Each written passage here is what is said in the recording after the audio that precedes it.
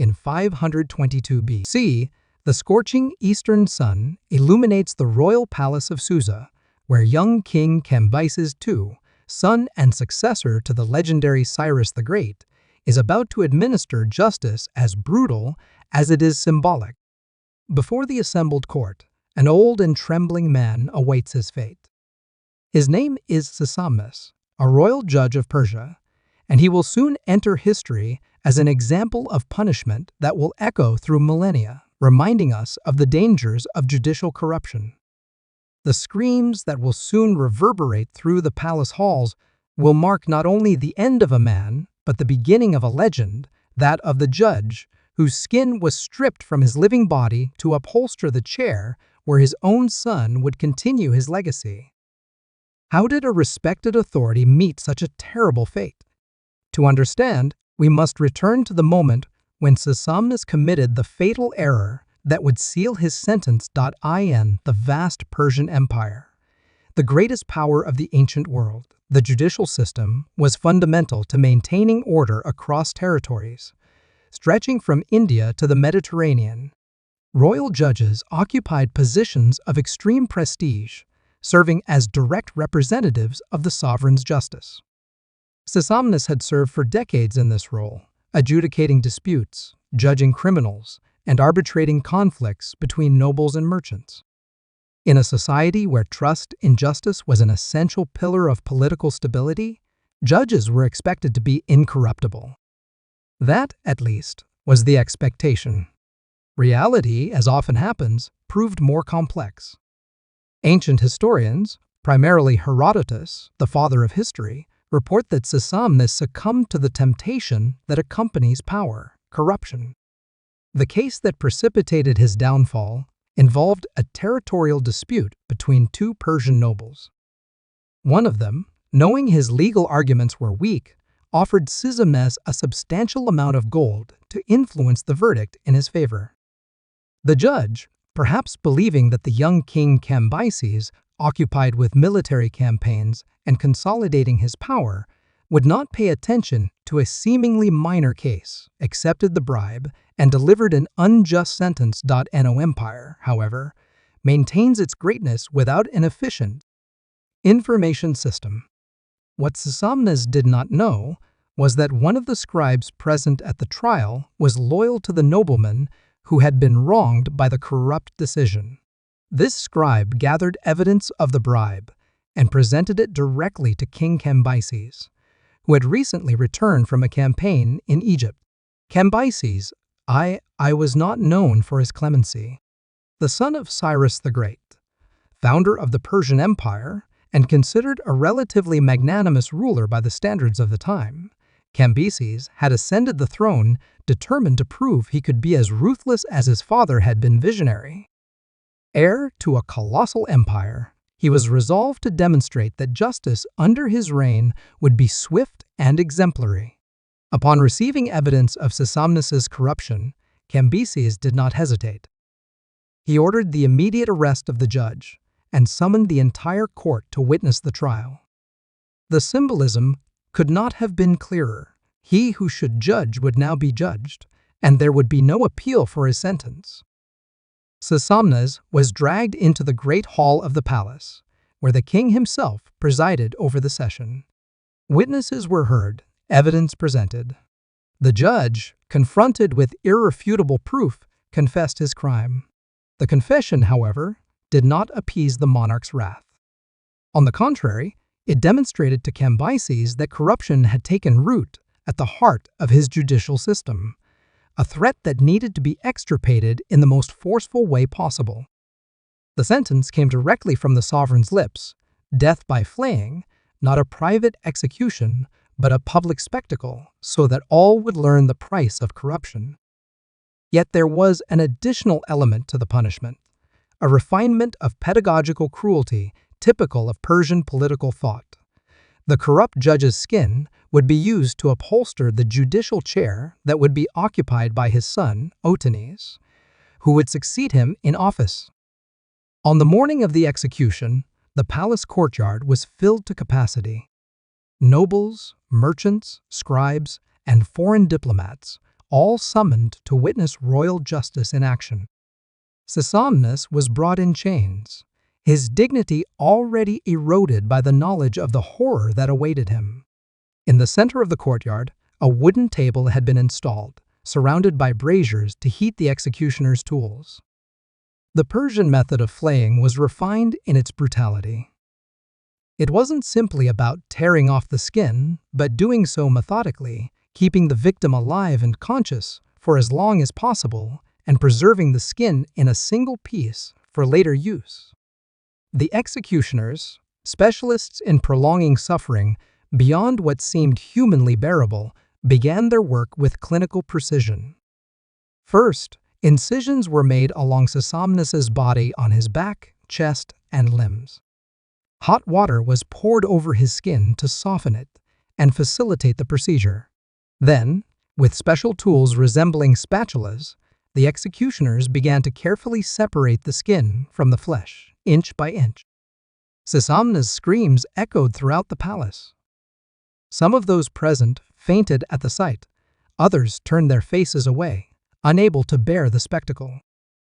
But Cambyses remained impassive, observing the punishment he himself had ordered, ensuring that the message was conveyed with absolute clarity. Persian justice would be incorruptible, or the price would be unbearable. The complete flaying process could last for hours. Death, when it finally came, resulted from a combination of shock, blood loss, dehydration, and hypothermia, for without the protection of skin, the body rapidly loses heat and fluid.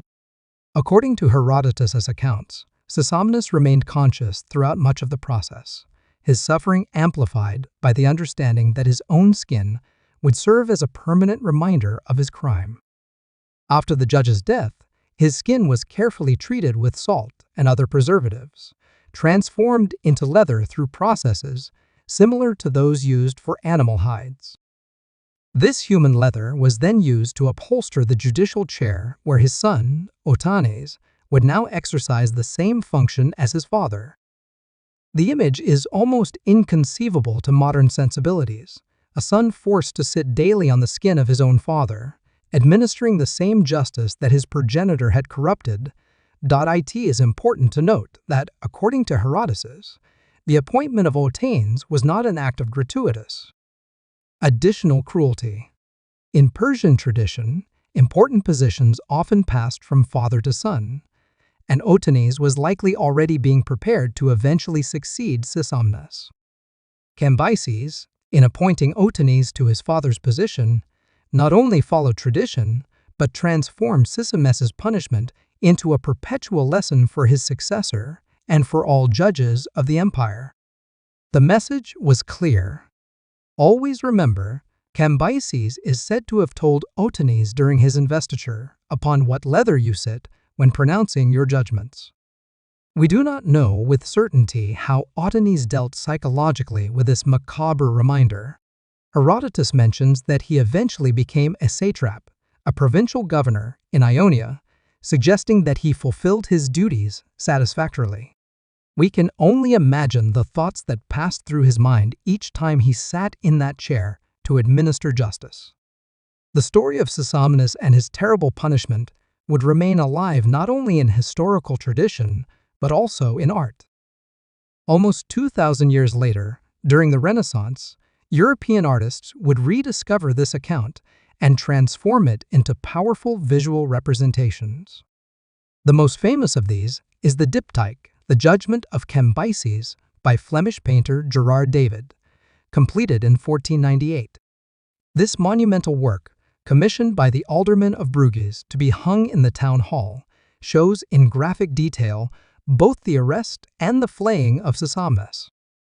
In the upper right extremity of the flaying panel, Otanes can be seen seated on the chair, upholstered with his father's skin, a tiny but meaning-laden detail within the larger composition. It is worth noting that the choice of this theme to decorate a town hall was no accident. During the Renaissance, the story of Sisamnes was reinterpreted as a powerful warning about the dangers of judicial corruption and the necessity for honest magistrates. Places where judges and public administrators worked often displayed representations of this story as a constant reminder of the consequences of corruption. Other artists who portrayed the theme include Willem Isaacs van Swanenburg, who in 1607 created an impressive engraving based on a drawing by Joachim Mortuail showing Cambyses ordering the flaying of Sisamnes, with Attain seated on the chair covered with his father's skin. Even in the modern era, the story of Sisamnes continues to exercise considerable symbolic power. In 2012, protesters brought reproductions of Gerard David's painting to a Moscow courthouse during the trial of anti-government demonstrators, in a clear message about perceptions of judicial corruption.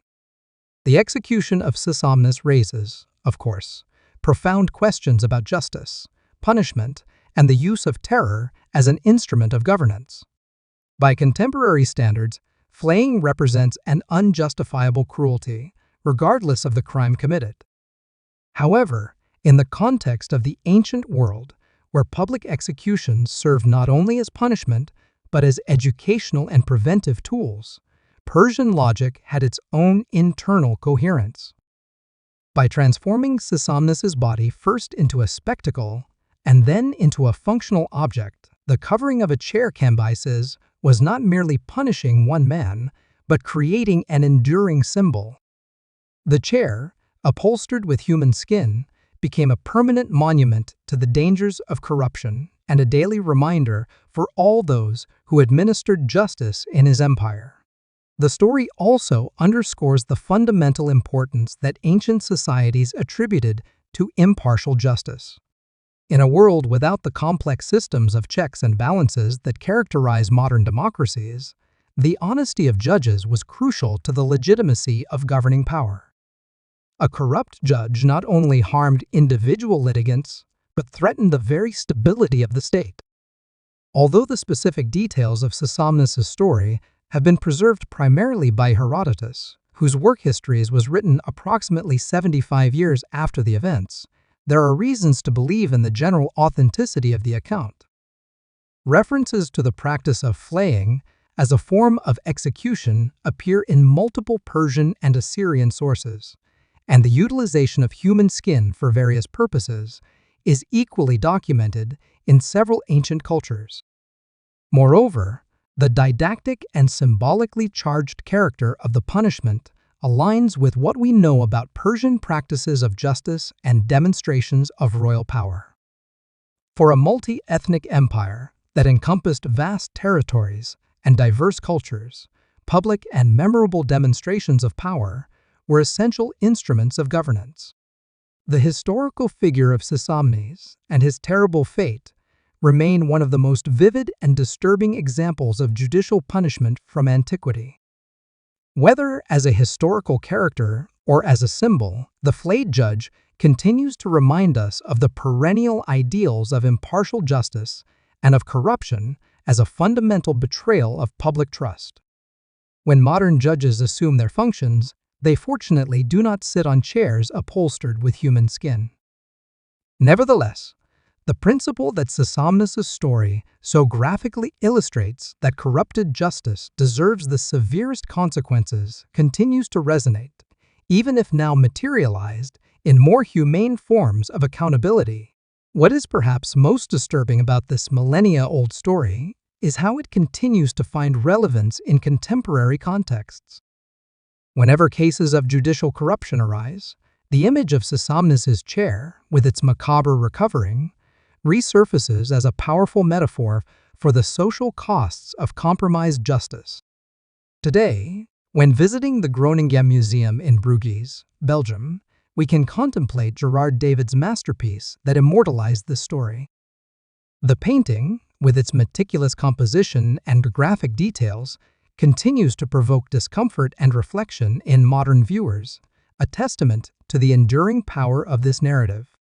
Sisamnes, the judge who was flayed alive and whose skin was nailed to his successor's chair, thus offers us not merely a glimpse of the brutal justice of antiquity, but also a mirror in which we can examine our own conceptions of justice, corruption, and the sacred responsibilities of those to whom we entrust the power to judge.